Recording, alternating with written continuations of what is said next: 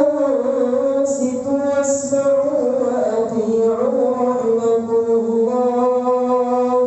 أنصتوا واسمعوا وأطيعوا رحمكم الله.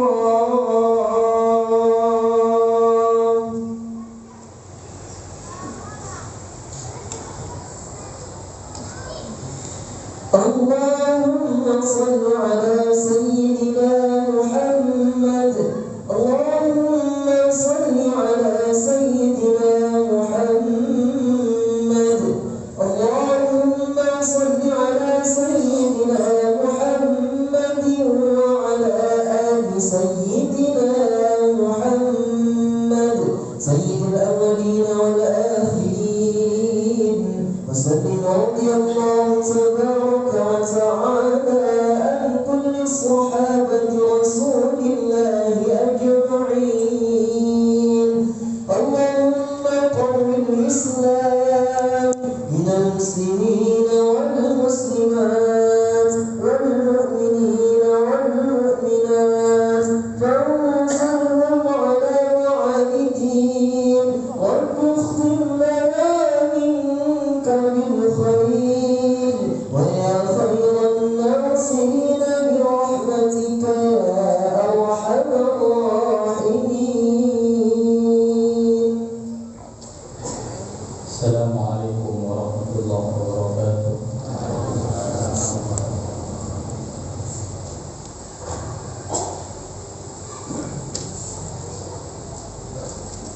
الله أكبر الله أكبر الله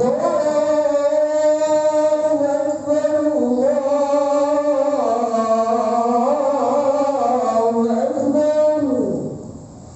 أشهد أن لا إله إلا الله.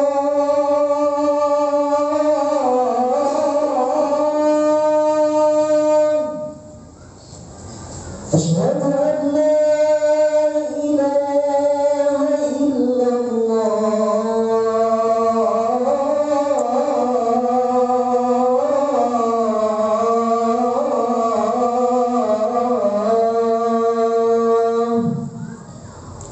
أشهد أن محمدا رسول الله.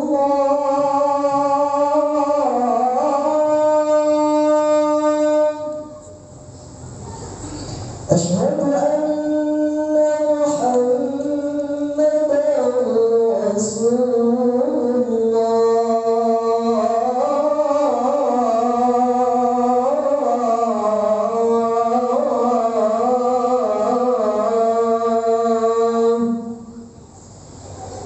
حي على الصلاة.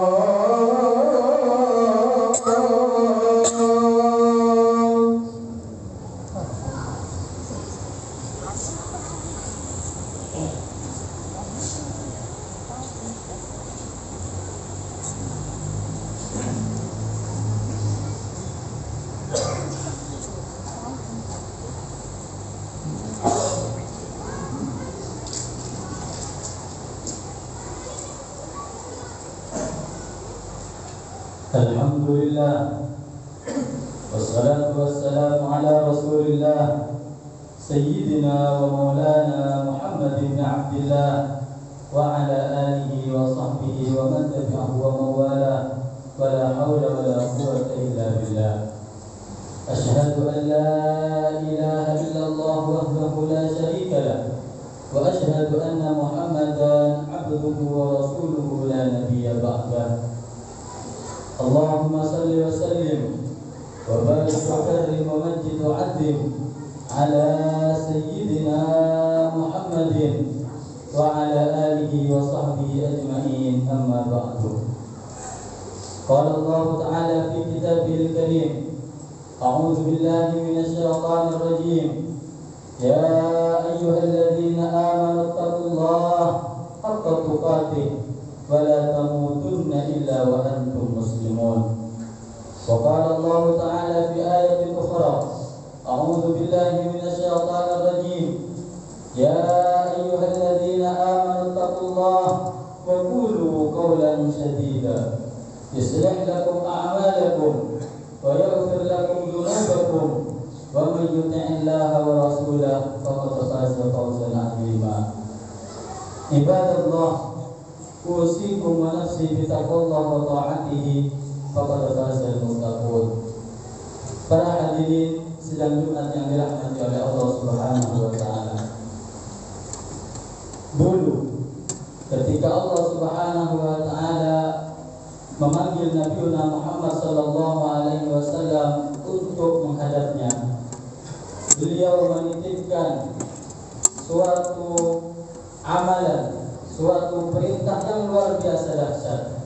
Bahkan para ulama bingung mau memberikan nama dengan nama apa amalan tersebut. Akhirnya para ulama mengatakan amalan tersebut merupakan hadiyatun bi suratil amri, merupakan hadiah yang berbentuk perintah daripada Allah Subhanahu wa taala. Apa kiranya hadiah tersebut sampai segitunya Allah Subhanahu wa taala memanggil Nabi Muhammad sallallahu alaihi wasallam untuk menerima perintah ataupun hadiah tersebut. Kita semua tahu dan kita mengerjakan setiap waktu dalam sehari semalam 5 kali, yaitu salat 5 waktu. Para hadirin sidang Jumat yang dirahmati oleh Allah Subhanahu wa taala, kita semua meyakini bahwa salat 5 waktu adalah perintah yang luar biasa daripada Allah Subhanahu wa taala.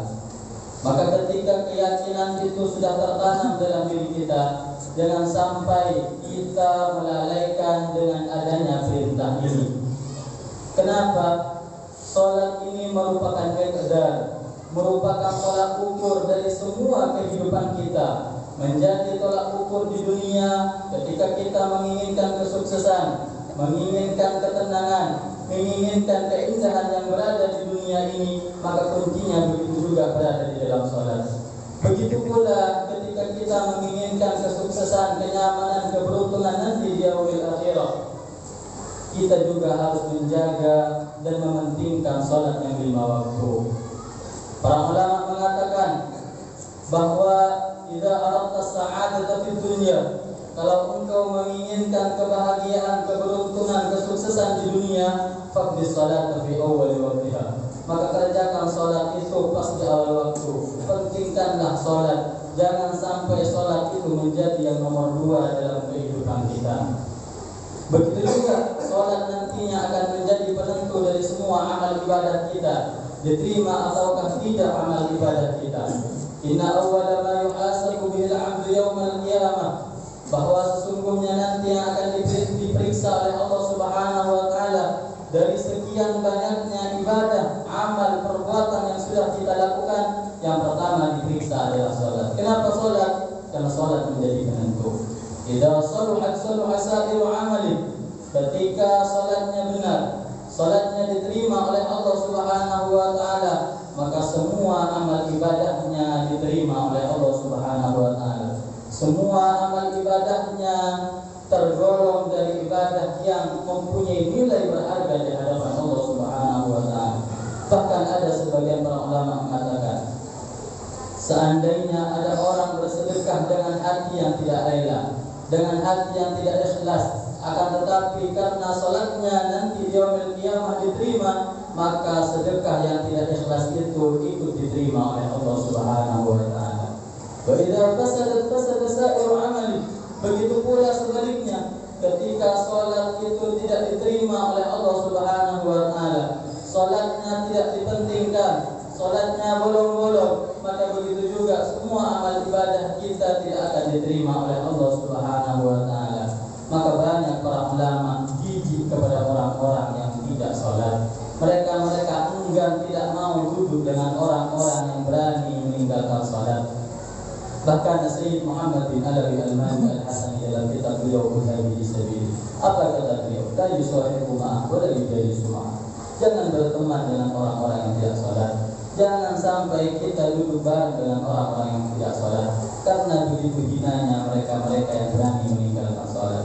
Apalagi manusia, nasi yang kita makan setiap hari, setiap waktu itu, mereka tidak rela masuk ke dalam perut seseorang yang berani meninggalkan salat. Idza rufi'atil luqmah, ketika satu suapan nasi diangkat oleh tangan yang tangan itu tidak pernah digunakan untuk salat. Ketika sesuap nasi diangkat oleh tangan yang berani meninggalkan salat, qalatil luqmah, maka sesuap nasi itu berkata, apa kata nasi tersebut? La'anakallah ta'kulu rizqallah wa lam tu'addi fara'idahu. Semoga Allah melaknatmu, kata nasi tersebut. Engkau berani memakan rezeki yang Allah beri, engkau berani memakan apa yang diberikan oleh Allah, wa lam tu'addi fara'idahu, dan engkau pun berani meninggalkan perintah yang Allah perintahkan. Adakah sesuatu yang lebih menjijikkan daripada mereka-mereka yang berani meninggalkan salat? Man taraka salat muta'ammidan, barang siapa yang berani meninggalkan salat dengan secara sengaja, yanzilu alaihi kulla yawmin wa lailatin alfu sukhtin wa alfu la'natin min Allah, maka akan turun kepada orang tersebut 1000 laknat dan 1000 kemurkaan daripada Allah setiap waktu, setiap hari, setiap malam. Turun kepada orang yang berani meninggalkan salat itu 1000 laknat, 1000 kemurkaan daripada Allah Subhanahu wa taala. Kalaulah seperti ini kejadiannya, seperti ini siksaan yang Allah berikan kepada orang-orang yang berani meninggalkan sholat, adakah yang lebih jijik dari mereka yang meninggalkan sholat? Maka jangan pernah kita menduakan sholat. Jangan sampai kita meninggalkan sholat karena pekerjaan, akan tetapi tinggalkanlah pekerjaan kita demi sholat. Karena ketika kita meninggalkan sholat yang nomor satu, kita mementingkan sholat, maka Allah akan pentingkan hidup kita, dan Allah akan menomor satukan kita di dunia dan di akhirat. Maka kita minta kepada Allah Subhanahu wa taala, semoga Allah jadikan anak famili kita, anak keluarga kita menjadi ahli salat, orang-orang yang selalu mementingkan salat, dan semoga Allah Subhanahu wa taala menerima salat-salat kita, amal ibadah kita, dan Allah ampuni semua dosa-dosa kita. Amin amin ya rabbal alamin. A'udzu billahi minasyaitonir rajim. Bismillahirrahmanirrahim. Wal 'asr innal insana lafi khusr illa alladhina amanu wa 'amilus solihati wa tawasaw bil haqqi wa tawasaw bis sabr. Amin. Barakallahu li wa lakum bil Qur'anil azim wa nafa'ani wa iyyakum bima fihi minal ayati wa dzikril hakim wa taqabbal minni wa minkum tilawatahu innahu huwas samiul basir. Allahumma salli ala sayyidina Muhammad. Allahumma salli ala sayyidina Muhammad. Allahumma salli ala sayyidina Muhammad wa ala ali sayyidina Muhammad.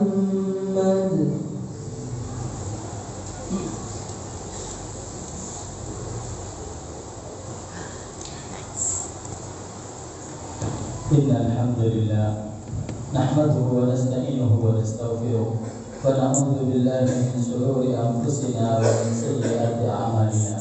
May yahdihillahu fala mudilla lahu wa may yudlilhu fala hadiya lahu. Wa ashhadu an la ilaha illallah wahdahu la syarika lahu wa ashhadu anna Muhammadan 'abduhu wa rasuluhu la nabiyya ba'dahu. Allahumma salli wa sallim ala sayyidina Muhammadin as-sadiqil wa'dil amin wa ala alihi wa sahbihi ajma'in, amma ba'du. Fa ya ayyuhal muslimun, أوصيكم ونفسي بتقوى الله العلي العظيم فاتقوه واعلموا أن الله أمركم بأمر عظيم أمركم بالصلاة والسلام على نبي الكريم فقال أعوذ بالله من الشيطان الرجيم إن الله وملائكته يصلون على النبي يا أيها الذين آمنوا صلوا عليه وسلموا تسليما اللهم صل على سيدنا محمد وعلى آل سيدنا محمد كما صليت على سيدنا إبراهيم وعلى آل سيدنا إبراهيم وبارك على سيدنا محمد وعلى آل سيدنا محمد كما باركت على سيدنا إبراهيم وعلى آل سيدنا إبراهيم في العالمين إنك حميد مجيد آمين اللهم اغفر للمسلمين والمسلمات والمؤمنين والمؤمنات الأحياء منهم والأموات